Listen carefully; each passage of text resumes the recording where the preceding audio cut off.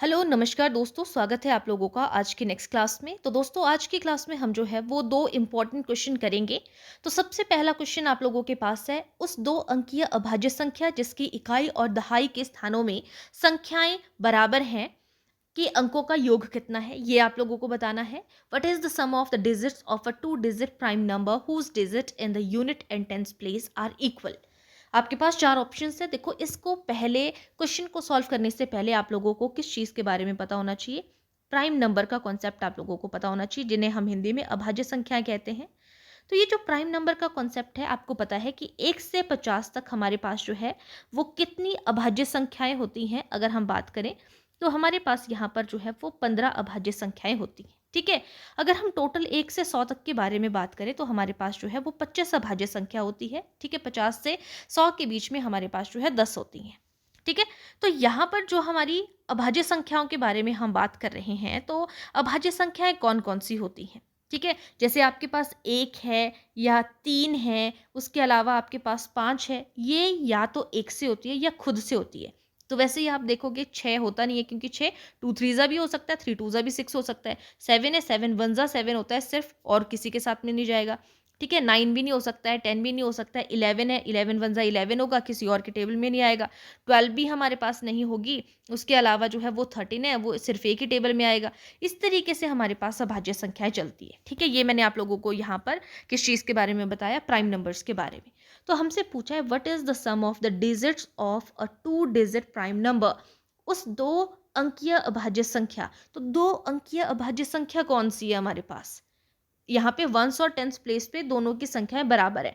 मान लो कि मैं यहाँ पे दो अंक कोई भी ले लेती हूँ। मैंने यहाँ पे क्या कहा कि मान लो मैंने ले लिया एक, यहाँ पे 9 ले लिया, एक मैंने यहाँ पे 9 ले लिया। ठीक है। अभी मैं जस्ट आपको बता रही हूँ, सोल्यूशन ये है, अभी आपको बता रही हूँ कि इसमें बोला है कि जो आपका इकाई का अंक है और दहाई के स्थानों में संख्याएं बराबर होनी चाहिए। उन दोनों का योग यहाँ पे बोला हुआ है। ठीक है। तो यहाँ पर हम अगर फिर बोला इन दोनों का योग, अगर मैं इनको योग करूँ तो 9 9 18 हो गया। तब हमारा क्या आना चाहिए आंसर? यहाँ पे ऑप्शन नंबर फर्स्ट आना चाहिए। हो सकता है कि नहीं, लेकिन ऐसा नहीं होगा। हमसे जिस तरीके से पूछा है उस दो अंकीय अभाज्य संख्या, तो ये हमारे पास क्या कोई अभाज्य संख्या है या नहीं? मैंने 9 9 लिखा ना यहाँ पे, एक 9 दूसरा 9, तो ये 9 9 जो है वो अगर मैं यहाँ पे बात करूँ 33 मल्टीप्लाई बाय 3 अगर मैं करूँ तो वो कितना हो जाएगा? 9 9। जबकि ये जो है हमारे पास एक अभाज्य संख्या नहीं है, प्राइम नंबर नहीं है। ठीक है। तो इसी तरीके से अगर आपके दिमाग में कोई और नंबर भी आ जाए, सेम होना चाहिए, इकाई और दहाई के अंकों की संख्या बराबर होनी चाहिए। आंसर मैं आपको डायरेक्टली इसका बता सकती हूँ, 1 सेकंड का आंसर है इसका। लेकिन यहाँ पे बताने का मतलब है कि दोनों संख्या बराबर रख के। वैसे ही अगर मैं यहाँ पे जो है वो कोई और नंबर रखने की कोशिश करूँ, 77, तो आपको पता है 11 मल्टीप्लाई बाय 7 हो जाएगा। अगर मैं यहाँ पर जो है 7 7 के अलावा और क्या हो सकता है? 6 6 हो सकता है ना? तो ये भी हमारे पास जो है यहाँ पे 22 को 3 से करेंगे तो ये हमारे पास 66 आ जाएगा।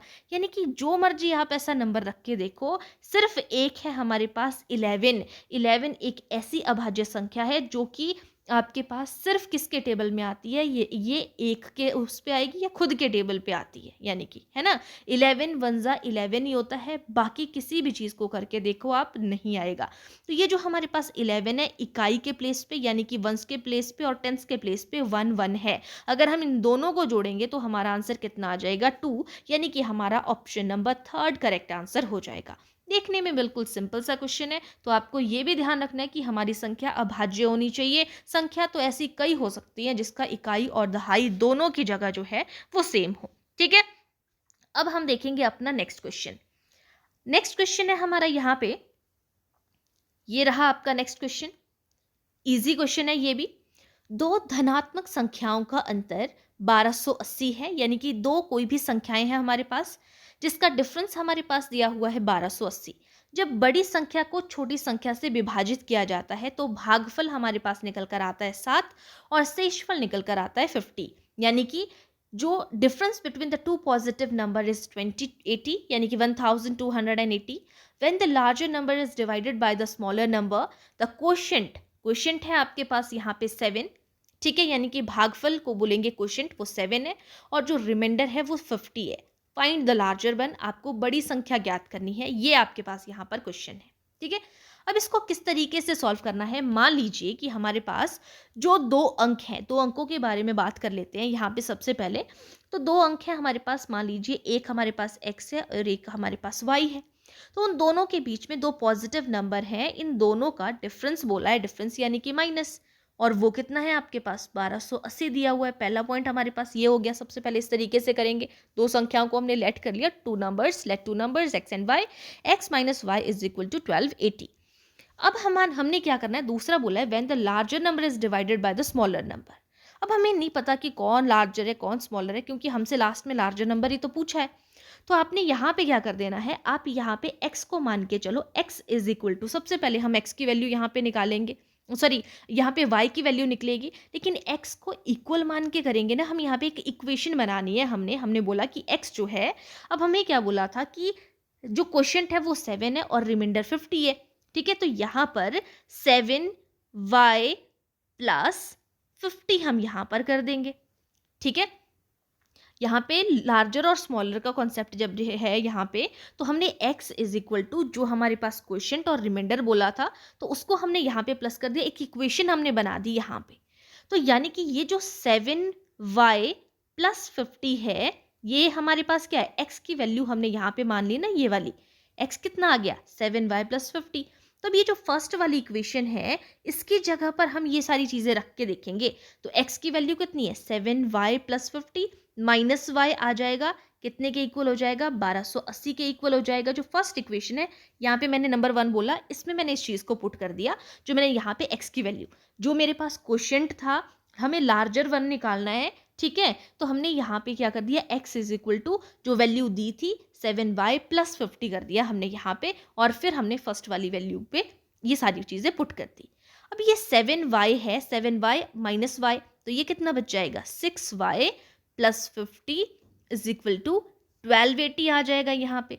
और जब हमें 6y निकालना है, तो 1280 माइनस 50 करेंगे, तो दोनों का आंसर कितना आ जाएगा, 1280 में से 50 माइनस किया तो 1230 आ जाएगा। ठीक है, जब यहाँ पे 1230 है, तो हमारे पास y की वैल्यू क्या निकल कर आ जाएगी 1230, और यहाँ पर डिवाइडेड बाय 6 आ जाएगा, है ना। तो 6 1 जा 6, 6 2 जा 12, और आगे 2 डिजिट्स इकट्ठी नहीं आ सकती है, तो 0 और 6 5 जा कितना हो जाएगा 30। तो ये कितना आ गया हमारे पास 205, यानी कि y की वैल्यू आ गई हमारे पास यहाँ पर 205। ठीक है, इतना क्वेश्चन तो बन गया। अब हमसे पूछा है जो लार्जर नंबर है उसको आपने निकालना है। लार्जर नंबर क्या है, यानी कि y निकल गया, अब हमें x निकालना है। तो x की वैल्यू कैसे निकलेगी, अब x की वैल्यू के लिए हम क्या करेंगे, जो आपका 1280 है उसमें हम क्या करेंगे, जो y की वैल्यू है उसको हम यहाँ पर ऐड कर देंगे। इतनी चीज़ें आप लोगों को समझ में आ गई होंगी। ठीक है, अब मैं आप लोगों को यहाँ पे y की वैल्यू के लिए बताती हूँ। यहाँ पे y की वैल्यू के लिए हमने निकाला है, आंसर हमारा आ चुका है और यहाँ पे 205 है ना। तो अब हमें x की वैल्यू निकालनी है, तो x की वैल्यू कैसे निकलेगी, x इज इक्वल टू जो आपका 1280 है, इसी में हम जो है वो y को ऐड करेंगे, वो कितना आ जाएगा 205। ठीक है, 205 है ना y, तो हमने जो आपके पास यहाँ पे शुरू में डिफरेंस दिया था, यानी कि आपका x माइनस वाई जो है वो हमने बोला था कि वो 1280 है। ठीक है, अब हमें x की वैल्यू निकालनी है, तो हम क्या करेंगे 1280 में से y माइनस में, दूसरी साइड प्लस में y लेके जाएंगे। तो हमें पता है 1280 और y की वैल्यू कितनी आ गई है 205, है ना। ये चीज़ हमने की यहाँ पे। फिर से मैं आपको थोड़ा सा बैक स्टेप लेके यहाँ पे इस चीज़ को समझाती हूँ। जो सबसे पहली इक्वेशन हमने बनाई थी उसी से हम सॉल्व कर रहे हैं सारी चीज़ें। सबसे पहली इक्वेशन थी, देखो y की वैल्यू आ गई ना हमारे पास 205। अगर आपको समझने में परेशानी आ रही होगी तो ईजी है वैसे। सबसे पहली इक्वेशन थी हमारे पास कि x माइनस वाई जो है वो कितना है आपके पास 1280 है, ये हमने कहा था। अब ये वाली y की वैल्यू तो हमें आ गई, हमें x की वैल्यू चाहिए ना, तो x is equal to 1280, minus का प्लस है, दूसरी साइड प्लस का हो जाएगा y। तो यहाँ पे x इज इक्वल टू 1280 और y की वैल्यू कितनी है 205 हमारे पास यहाँ पर निकल कर आ गई है। और इनको अगर हम प्लस करेंगे तो कितना आ जाएगा यहाँ पे 1485, यानी कि हमारा यहाँ पे option number D correct answer हो जाएगा, फोर्थ हमारा करेक्ट आंसर बन जाएगा। ठीक है, तो ये था हमारा ओवरऑल क्वेश्चन। आई होप आप लोगों को अच्छे से समझ में आया होगा। धीरे धीरे जो है जैसे जैसे चीज़ें चल रही हैं उसके बाद हम जो है वो आगे और ज़्यादा क्वेश्चन जो है वो डिस्कस करेंगे। इंपॉर्टेंट क्वेश्चंस आप लोगों के लिए लेकर आ रही हूँ। तो जिन्होंने पिछली क्लासेस को नहीं देखा है वो चैनल पे जाके पिछली क्लासेस को देख सकते हैं। बाकी हम मिलते हैं नेक्स्ट क्लास में। आज के लिए इतना ही। Thank you.